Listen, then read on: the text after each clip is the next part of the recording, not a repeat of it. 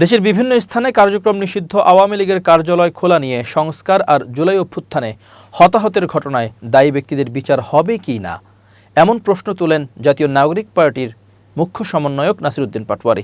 সোমবার সকালে নিজের ভেরিফাইড ফেসবুক অ্যাকাউন্টে দেওয়া এক পোস্টে একথা বলেন পাটোয়ারি। ওই পোস্টে কুমিল্লা ৪ দেবিদ্বার আসনের নবনির্বাচিত সংসদ সদস্য ও এনসিপির মুখ্য সংগঠক হাসনাত আবদুল্লাহর ফেসবুক অ্যাকাউন্টে ট্যাগ দেন তিনি। নাসিরউদ্দিন পাটোয়ারি লেখেন, হাসনাত আবদুল্লাহ কই?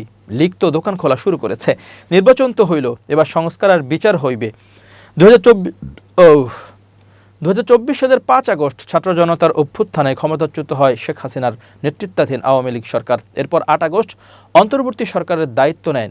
অন্তর্বর্তী সরকারের অধীনে গত 12 ফেব্রুয়ারি ত্রয়োদশ জাতীয় সংসদ নির্বাচনের সংখ্যাগরিষ্ঠতা নিয়ে ক্ষমতায় আসে বিএনপি নেতৃত্বাধীন সরকার।